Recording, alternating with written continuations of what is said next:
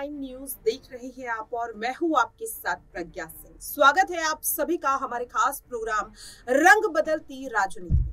आज के इस खास प्रोग्राम में चर्चा करेंगे बिहार की, क्योंकि बिहार में जहां एक और नीतीश कुमार मुख्यमंत्री बन चुके हैं, लेकिन कब तक उनकी सरकार रहेगी, कब तक उनके पास ये पद रहेगा, इसे लेकर अभी भी एक कश्मकश देखने के लिए मिल रही है। तो वहीं दूसरी ओर अब नीतीश कुमार से उनके विधायक कहीं ना कहीं दूर होते हुए नजर आ रहे हैं। जिस तरीके से गोपाल मंडल यहां पर आरजेडी का समर्थन करते हुए नजर आ रहे हैं और ललन सिंह के बयान भी कहीं ना कहीं एक नाराजगी को जाहिर कर रहे हैं। सवाल लगातार ये बन रहा है कि क्या फ्लोर टेस्ट से पहले ही नीतीश कुमार की सरकार जो है वो यहाँ पर गिर जाएगी? क्या एक बार फिर से एनडीए बिहार की सत्ता से पूरी तरह से बाहर यहाँ पर होता हुआ नजर आएगा? क्योंकि आरजेडी लगातार यही दावे करती हुई नजर आ रही है। इसी मुद्दे पर चर्चा करेंगे। मेरे साथ मेरे सहयोगी अमन जी हैं। अमन जी, सबसे पहले आपका बहुत बहुत स्वागत है।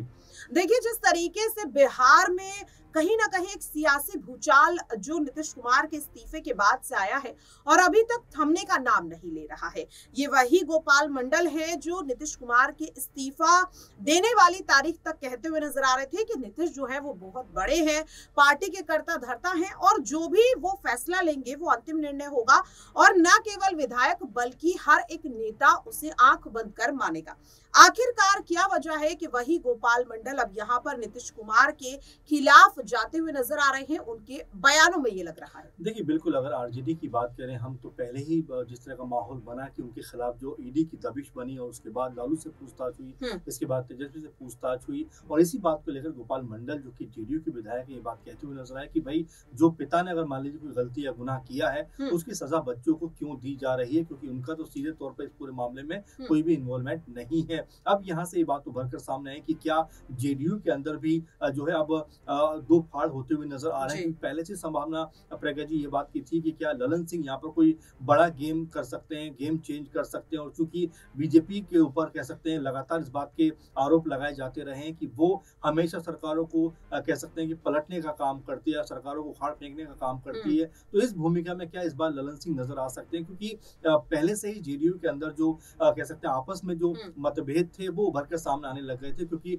उनको अध्यक्ष पद से हटाया जाना कई तरह के सवालों को लेकर जन्म दिया कि क्या अब जेडीयू में भी जो आपस का जो कह सकते थे कि आपस की जो सहमति थी, क्या वो असहमति में बदल गई है? अमन जी, यहाँ पर गोपाल मंडल ने एक और बात कही। उन्होंने कहा कि 5 करोड़ रुपए अगर कोई मुझे देगा तो मैं ना तो जांच एजेंसियों से घबराऊंगा, ना मैं पार्टी के लिए वफादारी देखूंगा, मैं तो जाहिर तौर पर पैसे लेकर उस पार्टी में शामिल हो जाऊंगा। तो क्या यहाँ पर मान लिया जाए कि गोपाल मंडल कहीं ना कहीं सीधे सीधे एक इशारा देते हुए नजर आ रहे हैं यहाँ पर आरजेडी को कि अभी भी मौका है? आरजेडी अगर विधायकों को यहाँ पर ब्राइब करने की कोशिश करती है, कोई यहाँ पर ऐसी लालच देती है, तो ये विधायक शायद नीतीश कुमार के खिलाफ बगावत कर दे। देखिए, बिल्कुल, और इससे पहले भी हमने महाराष्ट्र में ये चीज देखी जहाँ पर जो बहुत सारे विधायकों को एक तरह कह सकते हैं कि दूसरे पाले में लेकर आया गया और वहां पर भी आपने देखा होगा कि लगातार जो उनको पैसे दिए जाने के ताने कसते हुए दिखाई पड़े थे। वही बात यहाँ पर गोपाल मंडल भी कहते हुए नजर आ रहे हैं कि अगर उनको 5 करोड़ मिलेगा तो आखिर वो क्यों नहीं लेंगे,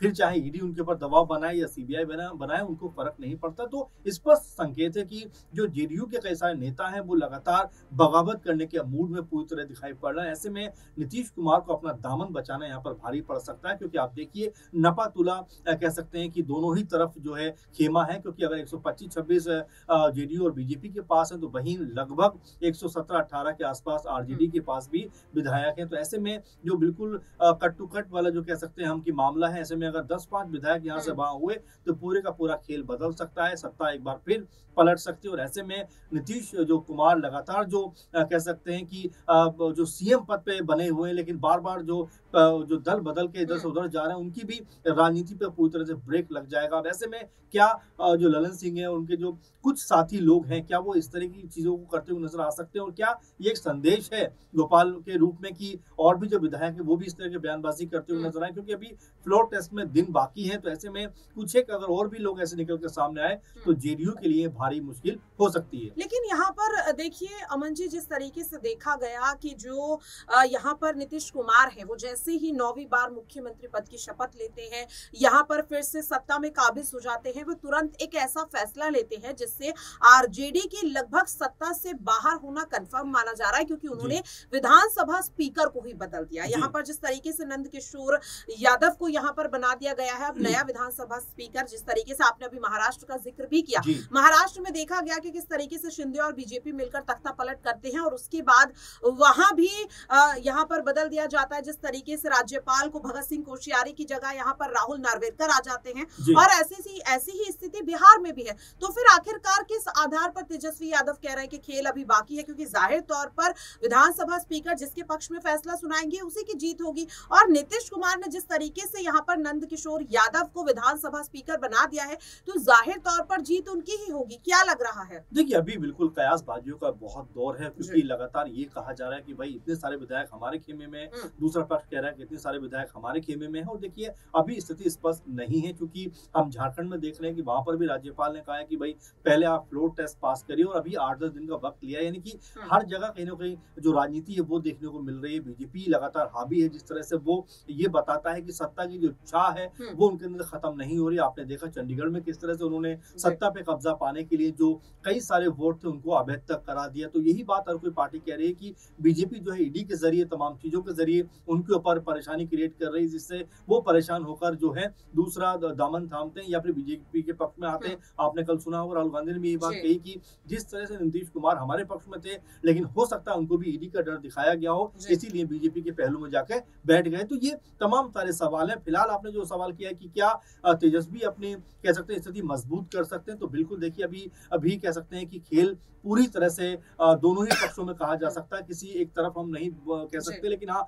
लालू यादव की भूमिका इसमें मैं सोचता हूँ बड़ी होने वाली है। क्योंकि अमन जी यहाँ पर आपको टोकना चाहूंगी और एक आखिरी छोटा सा सवाल रहेगा कि जिस तरीके से हमने बिहार की इस वक्त जो सियासी हलचल है उसे महाराष्ट्र से कहीं ना कहीं उसकी तुलना की, तो हमने देखा था कि जिस तरीके से शिंदे के समर्थन में भगत सिंह कोश्यारी का फैसला आया था और उसके बाद पूरी तरह से उद्धव गुट जो है वो सुप्रीम कोर्ट की तरफ रुख करता हुआ नजर आ रहा है। तो अगर फ्लोर टेस्ट में ऐसा ही कुछ तेजस्वी के साथ होता है, आरजेडी के साथ होता है, तो क्या महाराष्ट्र की तरह अब बिहार का भी ये पूरा मामला क्या मान लिया जाए कि सीधे सीधे कानूनी रूप लेता हुआ नजर आ सकता है? देखिए बिल्कुल कानून रूप लेता हुआ नजर आ सकता है। लेकिन प्रज्ञा जी, आपने देखा झारखंड के सीएम को इस तरह गिरफ्तार किया गया, उन्होंने कहा भी कि भाई संवैधानिक पद पर रहते हुए भी क्या मुझे इस तरह गिरफ्तार किया जा सकता है। तो फिलहाल उनको हाईकोर्ट भेज दिया गया है। तो जिस तरह का पूरा माहौल बना हुआ है बीजेपी को लेकर, तमाम सारे जो दल हैं वो ये बात कह रहे हैं कि वो जो संवैधानिक संस्था है उनका भी दुरुपयोग करने में लगा हुआ है। खासकर ईडी के लिए लगातार बात करते हैं, ईडी के जरिए जिस तरह दबिश बनाई जा रही है वो ये बताता है कि बीजेपी पूरी तरह से किसी भी सूरत में किसी भी तरह से वो सत्ता में काबिज होना चाहती है, और यही उसकी चाह है। वैसे में क्या वाकई तेजस्वी आने वाले दिनों में अगर ऐसा कुछ होता है तो कानूनी मदद लेंगे? मुझे लगता है कि जरूर लेंगे, क्योंकि यही उनके पास अंतिम विकल्प बचेगा और ऐसे में इस विकल्प का भी इस्तेमाल करते हुए नजर आ सकते हैं। वाकई में देखिए अब देखना काफी ज्यादा अहम रहेगा कि बिहार में जब फ्लोर टेस्ट तक ये पूरा मामला पहुंचेगा तो आखिरकार जीत किसकी यहाँ पर होती हुई नजर आएगी, नीतीश कुमार की रणनीति की या फिर आरजेडी के दावों की, देखना काफी अहम रहेगा। लेकिन फिलहाल के लिए हमारे खास प्रोग्राम रंग बदलती राजनीति में आज के लिए इतना ही। कल फिर होगी किसी नए मुद्दे को लेकर आप सभी से मुलाकात।